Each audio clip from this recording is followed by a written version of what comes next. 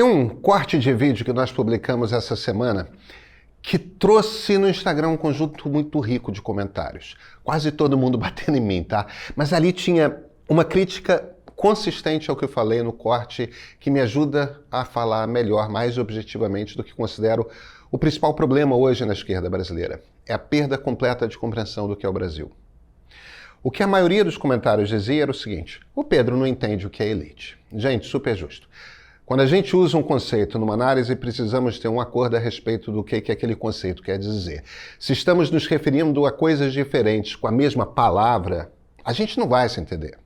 A pesquisa feita pela ONG More in Common mostra o seguinte: se você divide a sociedade brasileira em grupos diferentes, separando cada conjunto pelos seus valores e pelo nível de dedicação à política, descobre que o núcleo mais politicamente engajado da esquerda brasileira é também o conjunto mais rico e mais educado dos brasileiros.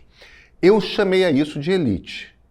Do que muitos dos que assistiram esse vídeo reclamaram, ganha mais de 10 mil reais por mês e tem curso superior à elite? Ora, não é. Elite mesmo são os bilionários. Outro ponto que destacaram: essas pessoas hoje, aquelas muito ricas, elas conseguem pressionar o Congresso, conseguem pressionar o governo, de um jeito que o militante de esquerda na classe média não tem como conseguir. Outro comentário importante e que apareceu muito: elite. Elite é o top 1%. Vamos lá. Tem uns pontos nos quais essas críticas têm alguma razão, mas em muitos deles o que acontece é outra coisa muito curiosa. Mesmo quem fala muito na desigualdade brasileira não compreende a desigualdade brasileira. Gente, eu pago aluguel, pago escola particular para 3 filhos. Isso quer dizer que tenho de ralar pra cacete para fechar a conta no mês. Eu sei como é que é. Segundo a Confederação Nacional do Comércio, quase 70% das pessoas que ganham mais de 10 salários mínimos estão endividadas no Brasil. Isso dá uma renda mensal de uns 15 mil reais. Quase 70% está endividado.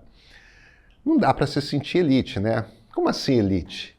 Elite é a turma que tem iate, que tem jatinho. Elite são os 1% mais ricos.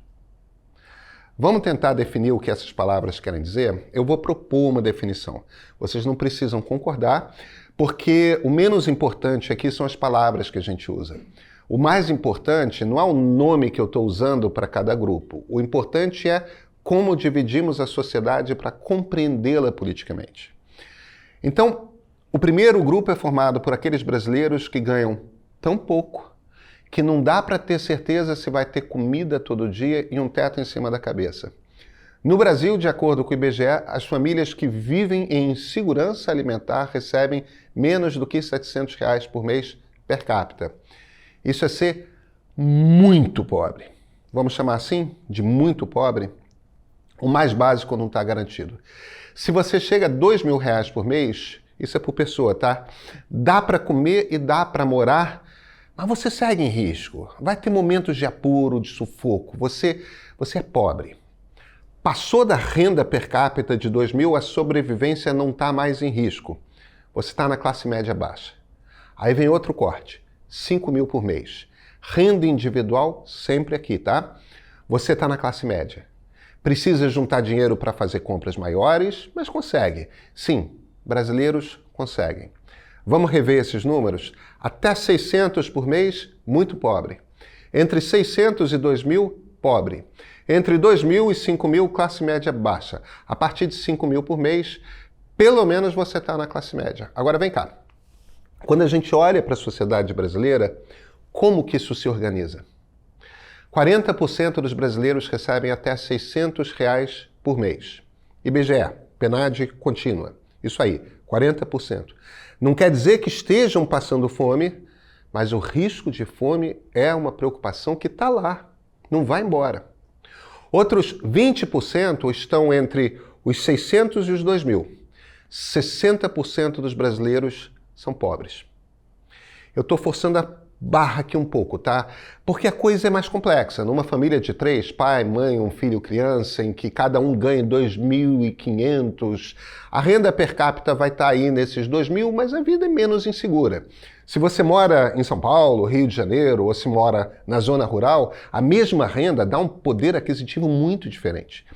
Então não é verdade que 60% dos brasileiros sejam pobres, mas para simplificar, não é também absurdo classificar dessa forma. E essa faixa de classe média baixa, entre R$2.000 e R$5.000 por mês, um quarto dos brasileiros, 25%, é isso aí. Já chegamos a 85% dos brasileiros. Então, isso quer dizer que se você ganha mais de 5 paus por mês, você é classe média? Que absurdo! Onde já se viu? Isso está errado. Olha, se você passou dos 5.000, já está nos 15% mais ricos do Brasil. Você está nos 10% mais ricos do Brasil se ganha mais de 7.500 por mês. Se você ganha mais de 15.000, está entre os 3% mais ricos do Brasil. Se ganha mais de 20.000 por mês, entrou na faixa do 1% mais rico. IBGE.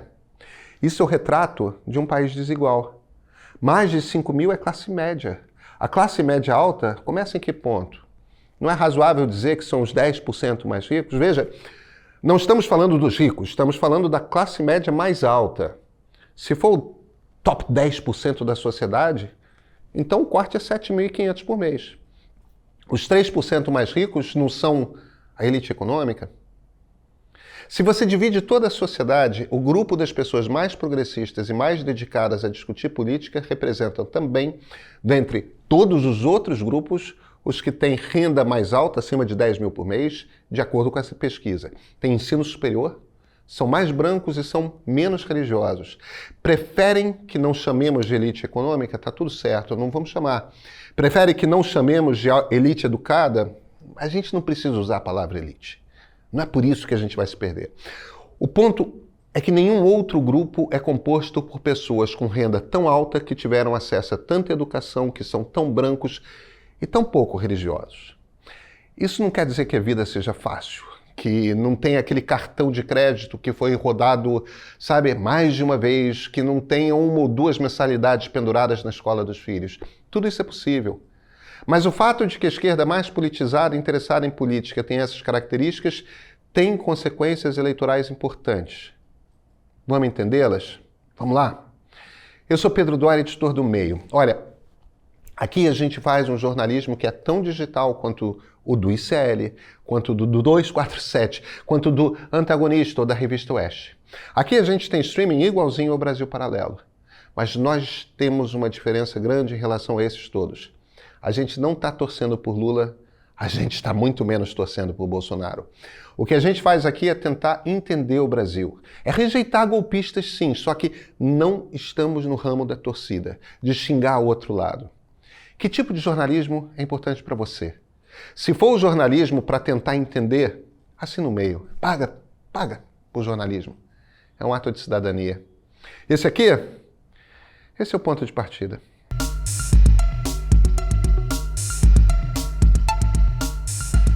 Sabe o que faz mais diferença para botar você na classe média alta? Ensino superior. O salário médio de um brasileiro com ensino superior é de R$7.000. O salário médio de alguém sem ensino superior é 2.400. Médio, tá? Mediana. Tem gente com mais, gente com menos, mas na média. Só de você ter um canudo na mão, sua renda quase triplica. Sempre com dados oficiais do IBGE. A diferença de salário de alguém que terminou o fundamental para alguém que terminou o médio não é muito grande. A universidade é o que muda a vida radicalmente. Mas para isso ser verdade, você não foge de puxar muito para cima a qualidade da educação básica. Devia ser a prioridade de qualquer governo e nunca é. Eu sei que pessoas de esquerda que ganham mais de 10.000, vivem nas Laranjeiras aqui no Rio, em Santa Cecília, em São Paulo, não se sentem como parte da elite. Sei também, porque muitos dos meus amigos pessoais têm exatamente esse perfil, que são boas pessoas preocupadíssimas com a desigualdade. E olha, eu falo isso sem nenhum sarcasmo, juro. O problema é que essa é uma preocupação abstrata, porque na prática elas sequer percebem quão distantes estão do brasileiro médio. Elas sequer percebem que estão ali entre os 3 e 1% mais ricos do Brasil. Muitas vezes falam que o problema está no top 1% sem perceber que é com eles ali na roda do samba. Eu entendo muito o argumento de que o bilionário tem impacto no Congresso, no Planalto, no Supremo, Mas essas pessoas não percebem que coletivamente elas também têm muito impacto. Porque essas pessoas são funcionários públicos, são jornalistas, trabalham em empresas grandes. Essas pessoas, elas são a grande maioria dos professores universitários. Essas pessoas são a voz da esquerda nas redes sociais. Claro, são as mais bem informadas e as mais engajadas politicamente. Então, para a maior parte dos brasileiros que se informam pelas redes sociais, a ideia que tem de o que é ser de esquerda, sobre quais são as ideias que a esquerda defende, vem daí, deste conjunto de brasileiros mais engajados na esquerda. Sabe, os 60% dos brasileiros que ganham 2.000 ou menos, eles não estão preocupados com LGBTfobia, não estão preocupados com feminismo, nem com racismo. Isso não quer dizer que não existam pobres trans, muito menos negros, imagina. É só que no dia a dia você está preocupado mesmo com pagar a 10ª parcela do celular de R$800, de pegar um ônibus lotado em tempo de conseguir chegar em casa às 9 da noite, porque se perde outro, sabe-se lá que horas sai. É uma vida com muitos medos, sabe? Uma vida com medo de assaltante, de perder o emprego, de o filho não se sentir atraído pelo tráfico. Às vezes, medo de não ter jantar. Para você chegar ao ponto de conseguir elaborar o impacto do racismo na sua vida, tem muita coisa que precisa ser garantida antes, e essas pessoas têm preocupações muito práticas. Religião faz muito parte da sua vida, são conservadoras à beça nos costumes, e a esquerda que elas encontram nas redes simplesmente não as representa. Não dá liga, sabe? Porque a esquerda tem menos de 1/4, na verdade menos de 1/5 das cadeiras na Câmara dos Deputados? Por causa disso. Por que a popularidade de Lula cresceu esse ano? Porque o governo parou de falar de racismo climático e começou a falar de dinheiro no bolso. Por que a direita faz tanto sucesso nas redes sociais? Porque o que a direita está falando nas redes ressoa com os brasileiros.